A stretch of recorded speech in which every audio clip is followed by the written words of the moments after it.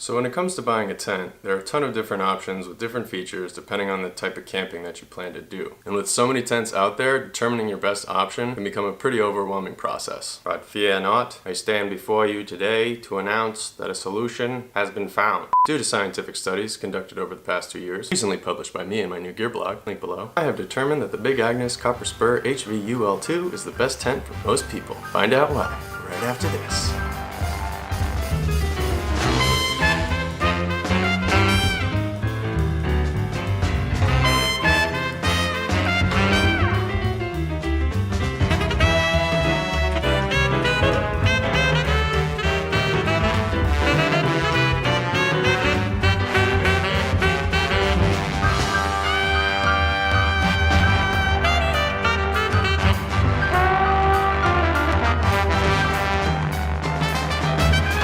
What's good, my people? FinerBub here. Thanks for checking out the video. For those of you who don't know, on this channel I'm all about sharing my thoughts and experiences on the best spots to check out and the best gear to bring with. So if, like me, you want to spend more time outside appreciating the finer things in life, do yourself a favor and consider subscribing. Also, feel free to check out the description below where you can find links to the written version of this video and all the products I mentioned. And make sure you stay tuned to the end of the video where I'll share a couple of bonus tips on DIY upgrades and other ways to save money on expensive camping gear, as well as a couple alternative tent recommendations for those of you looking for something a little different. Alrighty then, without further ado, let us begin!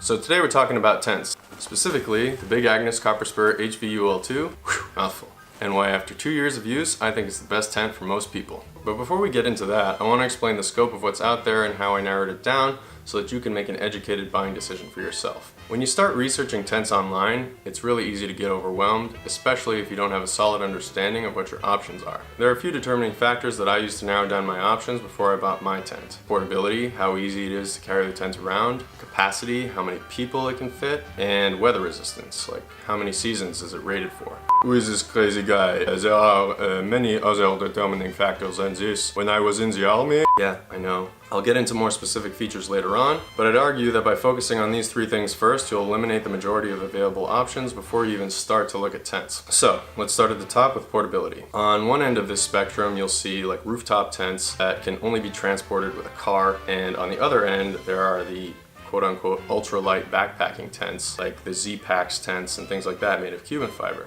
The options on either end of the portability spectrum are designed for people who need very specific gear for very specific types of activities. Most people though don't need such specific gear, and because of the lower demand for these tents, they usually cost a lot more. If you're watching this video, I'm gonna assume that like most people, you probably fall somewhere in the middle of that spectrum.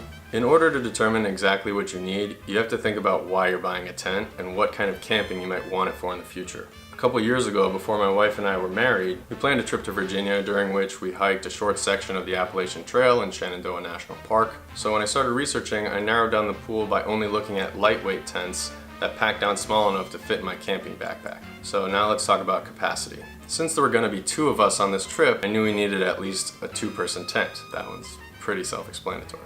Number 3, weather resistance, or seasonal rating. So most tents are rated by seasons, usually 1, 2, 3, or 4. So 1 season tent would imply that it's for summer use only, but it's very rare to see those. 2 season tents are summer and the warmer months of spring and fall. 3 season tents are probably the most common. Those are meant for summer, spring, and fall. And then 4 season tents are rated for year-round use. This can be misleading because it implies that tents rated for 4 seasons are more versatile than the tents that fall into the other categories, but that's not always the case. For example, 4 season tents are often made of heavier material, making them less practical for hikers who need everything to weigh as little as possible. Also, something to keep in mind is that a tent's ability to keep you warm often comes at the expense of its ability to ventilate. So even though you can use a 4 season tent in the summer, you may not want to. Most tents can be adapted for warmer weather just by unzipping the fly or removing it completely, but if it's rainy and it's hot outside, 4 season tents can definitely get a bit stuffy. So our trip to Shenandoah was planned for late April, which is kind of pushing the limits of what a 2 season tent can handle depending on where you live, or more importantly where you plan to camp. So knowing that April can be a pretty cold and rainy month, especially in the Appalachians, I ultimately concluded that I wanted a tent that was rated for 3 seasons.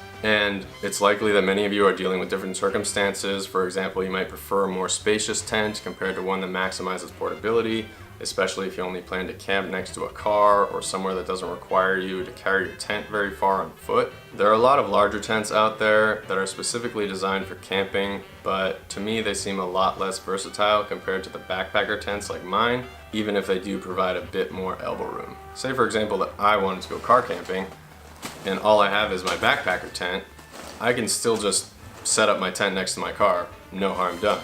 But if you buy a huge car camping tent with an awning and a vestibule and whatnot, and at some point down the road you decide that you want to do an overnight hike, unless you want to schlep that huge tent down the hiking trail, which I doubt, you'll most likely have to buy a second tent for that specific situation. So portability becomes a key factor if you want your tent to be versatile. So before I even looked at a single tent online, I knew I wanted a tent that could fit 2 people, that was rated for 3 seasons, and that was light enough and packs down small enough to fit in my backpack alongside my sleeping bag and all my other camping gear. Back on the notion of capacity, how many people it can fit, a lot of the time people will buy a tent that's slightly larger than what they need, just because it's nice to have a little extra room. A lot of these tents are maximized for portability, so they can be really small, especially the 1 and the 2-person tents. Since I knew that 2 of us would be sleeping at the tent at the same time, I decided that I wanted to get one with 2 doors, 1 on each side, so we wouldn't be clambering over each other for things like going to the bathroom in the middle of the night. A second door also just allows you to keep everything organized, especially with 2 people. There's definitely a limit to what you can fit in the vestibule, and if you only have a tent with 1 door, then having 1 vestibule for 2 backpacks, 2 pairs of shoes, and whatever else can get a bit crowded, especially if it's raining. You don't want anything to be sticking out under the rain fly and getting wet. So with 2 vestibules, it just gives you a little bit more space to work with, and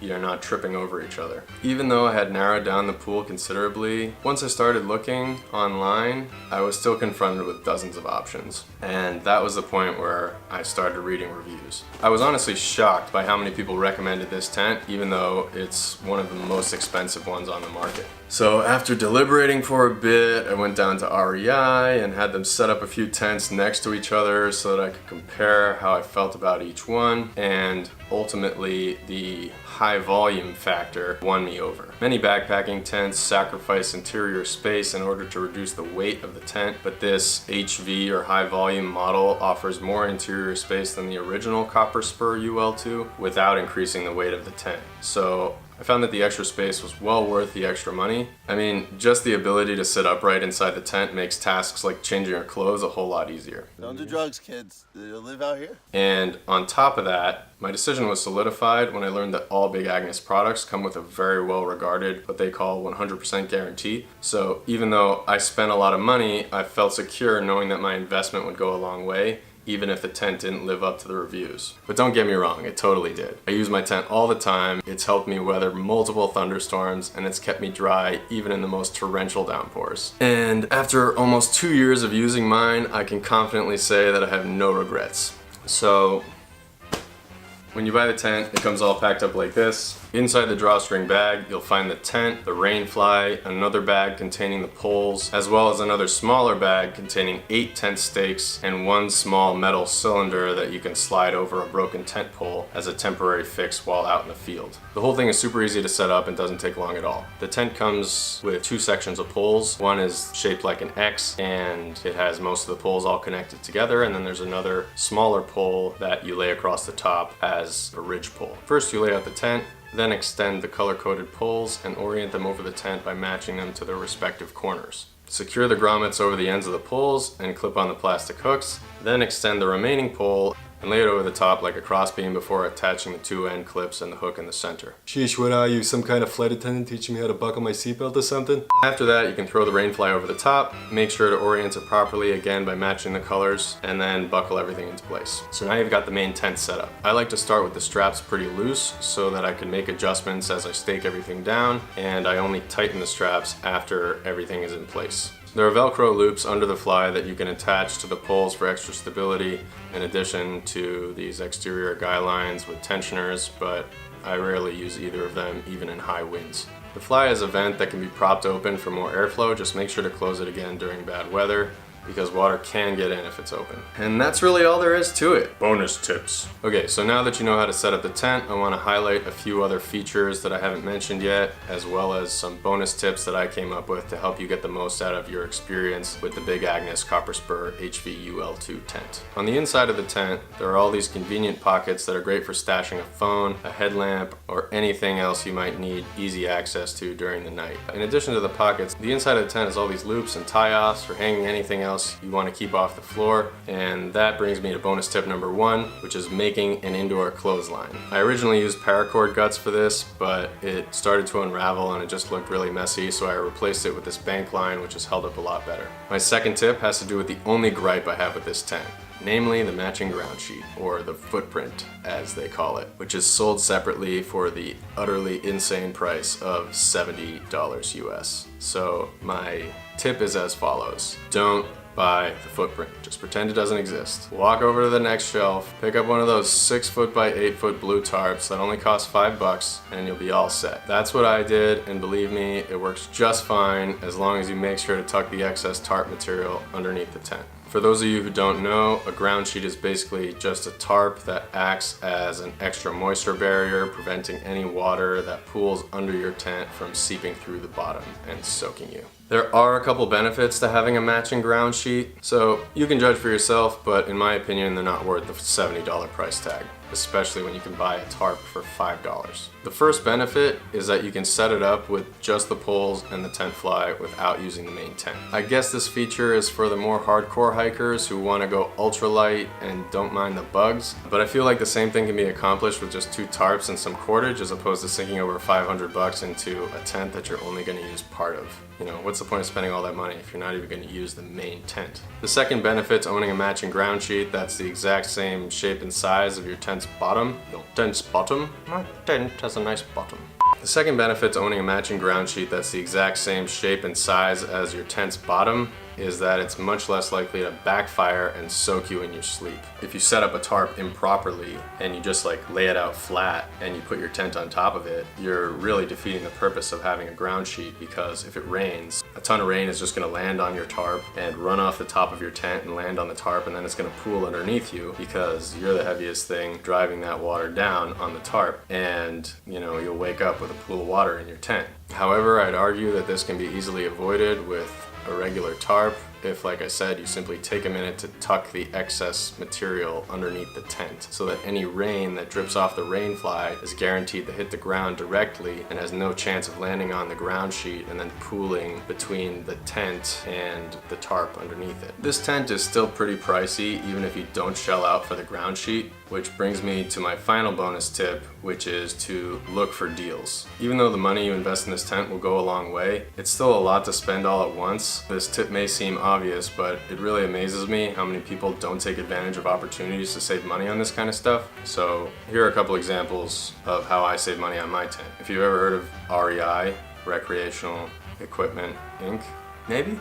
Yeah, REI, whatever, the letters. So it costs $20 for a lifetime membership with the REI Co-op. And as a member, I get all sorts of promotions and discounts that non-members don't get. So after I decided that this was the tent that I wanted, I didn't buy it right away. I waited a few weeks, maybe even a month, until I got an email from REI about an upcoming member deal. You know, 20% off like a $450 tent. Just by waiting a couple weeks to buy my tent, I saved like $90. That's more than quadruple the money it cost me to become a member in the first place. So yeah, the membership is definitely worth it because I more than made up for it with just this one purchase. Another benefit that REI gives to their members is the annual dividend. And this is not a sponsored video or anything. I have no affiliation with REI other than the fact that I've been a member for a few years and I buy a lot of my gear there because they offer such great incentives and deals. So another member benefit is the annual dividend. Every year REI members get a gift card for 10% of the amount that they spent the previous year. And you know, 10% is not insignificant. I mean, 10% is way more than any of the like cashback deals I get on any of my credit cards or anything like that. So every time I need something, before I buy it, I'll first check to see if REI sells it, and if they do, I'll usually end up buying whatever it is from them. The only time I choose not to buy something from REI is if another place is offering a better discount or something that equates to more than the 10% I would have gotten back from REI. You know, I think I got like 25 bucks back that year, so I put that into the tent as well, and you know, ended up saving a solid amount of money. So yeah, it takes an extra minute, but a little research goes a long way. And those are just a couple examples of ways to save money, but the point is to do your due diligence so that you don't end up giving away your money unnecessarily. I know that even with a discount, this tent is still pretty pricey, so while I'm on the subject of saving money, I want to recommend a couple other tents that have most of the same features, but for a slightly lower price. The first is the REI Co-op Quarter Dome 2 tent. This is probably the tent that's most often compared to the Big Agnes Copper Spur HVUL2. The reason being that it's basically the same thing. The main differences are in the weight and the price. The Quarter Dome is 11 ounces heavier and $100 cheaper than the Big Agnes Copper Spur HVUL2. My second recommendation is the REI Half Dome 2 Plus tent. Just as a disclaimer, I personally never used this tent, but a couple months ago I went camping in Vermont with some friends who had one, and I trust their judgment, and they only had good things to say about it. This tent is labeled as a 2 Plus, so, you know, not quite big enough for 3, I guess, but also more spacious than a regular 2-person tent. This tent is a lot more spacious, but because of that it's also a lot heavier, and it's also a lot more affordable than the other 2 tents. So if you plan on backpacking, I would try to avoid carrying something this heavy, but for the price and the positive feedback, it's really the closest thing to a jack-of-all-trades tent that I feel comfortable recommending. So there you have it, folks. Before I wrap up this video, I just want to wish a very warm welcome to those of you who are new to the channel. If this is the first video of mine that you've seen, I just want to let you know that I also make travel guide videos in addition to product reviews like this one. The reason I bring this up is because I just wrapped up a series playlist on a 10-day car camping road trip around the Ring Road in Iceland, and during this Iceland road trip, 2 of us used my Big Agnes tent and the other 2 used the REI Quarter Dome that we borrowed from my dear old friend Bumba, who, as some of you may recall, was featured many a time in my Thailand video series. Hi. How you doing? Oh, trees. Nice colors. Hi. The Bumba emerges.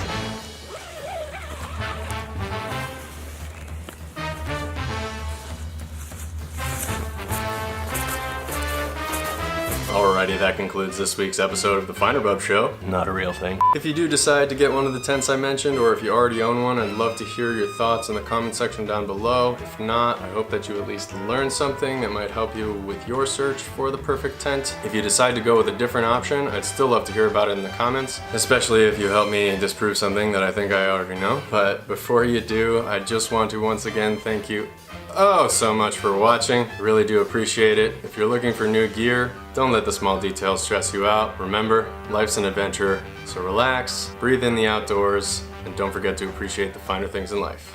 See you out there, people. Peace. Whew.